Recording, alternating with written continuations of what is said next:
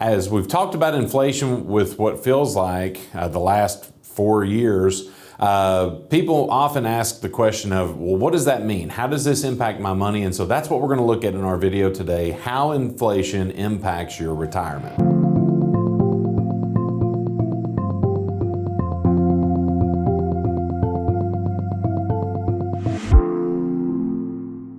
Hello, my name is John Vandergriff. I'm one of the owners and the wealth planning team lead at Blue Ridge Wealth Planners, where we help people create plans for retirement. And one of those topics that has been on the minds of all of our clients in the last few years is, what is the impact of inflation and how is that affecting my money? And so we want to break this down a little bit because this is something that we need to understand. With inflation, we see big numbers and small numbers. Recently, the report came out for July that showed a drop in inflation, but really what does that look like and how does that affect our money? That's what we're going to look at. So first thing here, the CPI year over year increase is 2.9% for July 2024. So not sure when you're watching this, but that's the information that we're going off of currently. But again, some people say, okay, well, inflation is only 2.9%.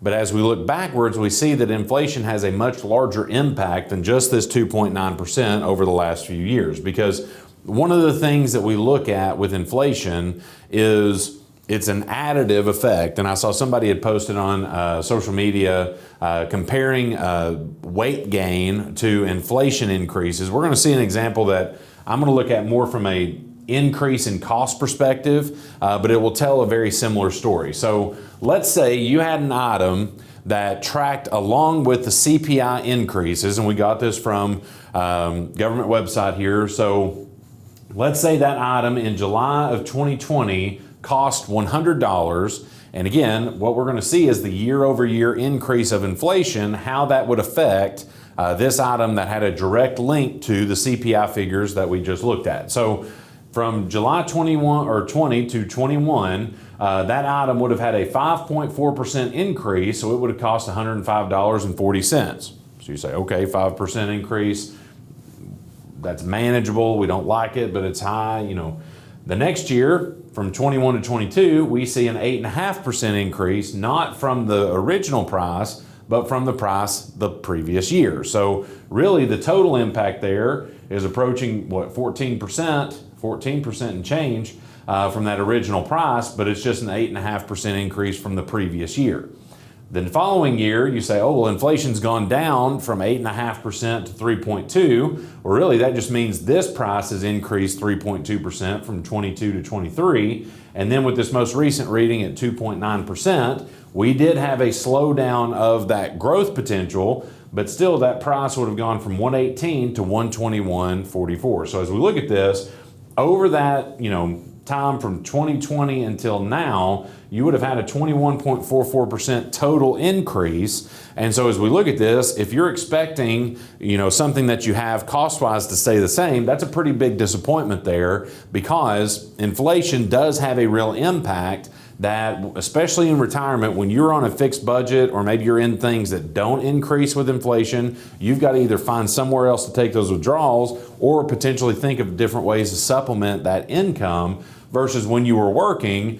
One of the things that we look at is cost adjustments for labor wages. And again, as we had rampant increases in inflation, labor increases were lagging behind. We're starting to see some of those catch up now that that inflation rate has slowed down. But again, while you're working, the job of your employer is to keep competitive rates with you. Otherwise, you leave and go work a job somewhere else. When in retirement, the pressure of this type of decision really falls on your investments and the plan that you create. So as we look at this, I want to think of this a little bit differently, because let's say you're starting to look at the impact of inflation on your investment. So let's say last year you had $100,000 in an investment and it made a 1-year return of 8%. So you've got $108,000 and you're like, okay, that's pretty good depending on the level of risk that I'm taking here.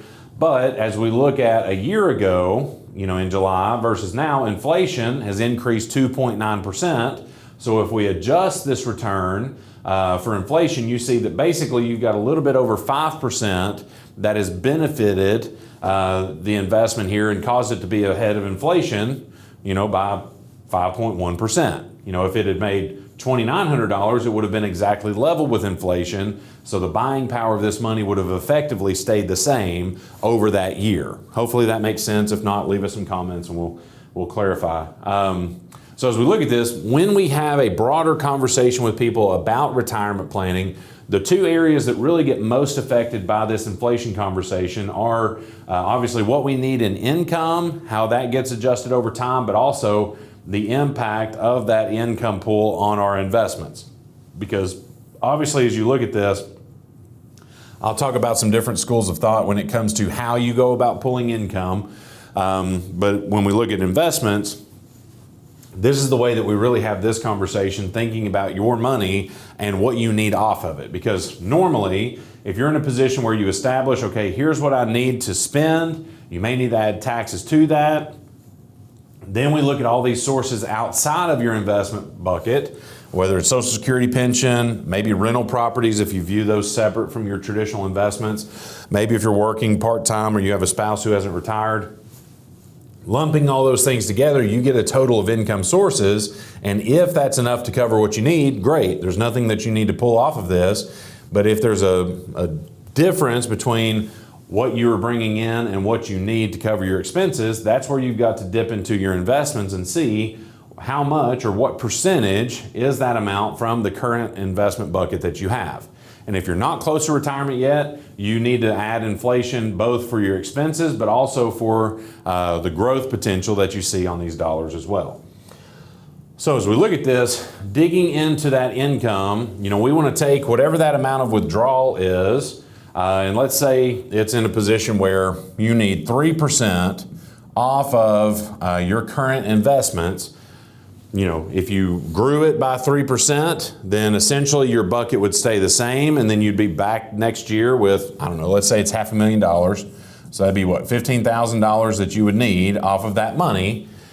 But again, if we have a year like this past year where inflation was 2.9%, ultimately the amount of growth that you need for you to be able to take 3% of what you have out is 5.9%, because this helps cover the inflation, and then this number is expecting another 3% pull off of a bucket that is now basically keeping pace with the increased cost of goods, because we're covering our growth here so that essentially we have 500. If we have another 2.9% growth, then that would make that 500 number, what, a little less than 515,000. And then taking a 3% pull from that would effectively allow you to keep up with inflation. And again, this is the way that we like to look at this, because you want to factor in your withdrawals plus inflation to make sure that you're trying to get to this level of growth. If you get more than that, then that means you don't need 3% the next year. If you get less than that, then you may need more than 3% of your bucket. And again, the higher that you make this number, the higher that this expected growth rate is going to be, and then it starts to price you out of a really good, solid retirement plan. Because again, if we look at it, market averages can be, some people will think 8%, some people think 15%. S&P 500, since 1928 has returned somewhere around 9.8%. So as we look at that, and again, that's not guaranteed, it's looking backwards. But if that was your figure, that's 9.8% over time, but not 9.8% every year. So that means some years you could have really good years, some years you could be pulling backwards. The goal for most of our clients is to try to generate some type of plan where this growth potential is going to be somewhere between 4 and 6 to maybe 7%, and that's going to help cover what their amount of withdrawal is plus inflation, and try to preserve the assets that they have as much as possible. Now, that's not the way everybody does it. There are some different schools of thought when it comes to this. I will give you my opinion on why these may or may not make sense, but there is some validity to some of the thought processes here. So the first opinion about what your needs will look like moving forward in retirement is what some people will call a step-down method. So they're assuming that if you have $10,000 a month of need now, in a few years, let's say 10 years, you may need $8,000 a month, and then you may need $6,000 a month. And a lot of that is driven by what we will call, and again, this is kind of practically how you may move through your retirement years. So let's Some people call the first few years of retirement your go-go years. So that may be, depending on when you retire, somewhere between 50 and 70. Then you have, entering into the next phase of life, what some people call the slow-go years, which may be 70 to 80 or 85, depending on how well you're able to move around. And then 85 plus may be what most people call your no-go years. You may say, well, it's no-go because I'm not alive anymore. But even if you are, you're not feeling like going. And so some people think the step-down method makes sense because they'll say, okay, you need a lot of expense for travel and things that you're wanting to do. Your lifestyle decreases, therefore you won't need as much money in those slow-go years, and then you won't need as much in no-go. My big qualms with that is what happens if first you're not ready to slow down at age 70 and you want to continue your lifestyle, but then also there's really not any provision inside of here for medical cost increases as you age, because again, as our clients age, sometimes their social calendar becomes their doctor's appointment visits. There are costs that go above whatever your costs are with Medicare and whatever kind of supplemental plans or advantage plans that you do. So you've got to factor some of those costs in here as well. And especially as you get here, maybe some of those costs shift to custodial care or in-home care.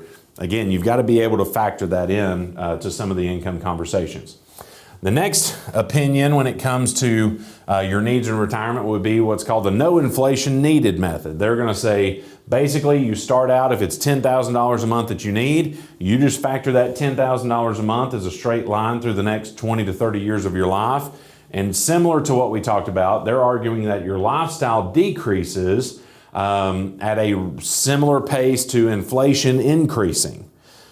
But again, as we look at our example in our previous chart here, I don't know that anybody's lifestyle has decreased by 21% in the last 4 years. So we've got to make sure that we're really thinking through how we approach inflation in the way that you position your retirement plan. Because again, as we look at this may force you to live on less money, and sometimes you may have a pension where this is the case, but you may need your investments to help be that inflation protection on that base of income that you can just add money to over time.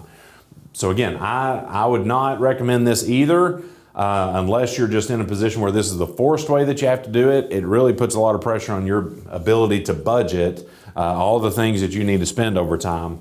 The way that we approach this with our clients is inflation adjustment each year with no reductions. And you say, well, John, there's no way I'm going to continue to travel at the rate that I am. When you have your expenses, and let's say you've got your kind of core expenses here, those are things that will get more expensive over time at different rates, obviously. But then inside of that, if you do have, let's say, a travel or fun portion of the budget, as you start traveling less, that will start to shift into a healthcare type of consideration, which means you've got a little bit of a built-in buffer here as those costs turn over and get more expensive. Because as you look at healthcare increases, it's not uncommon for healthcare increases to outpace long-term inflation rates. So you want to be able to have some of that built into what you're expecting from your money. And then if you have larger one-time expenses, then you build your investments to be able to supply that.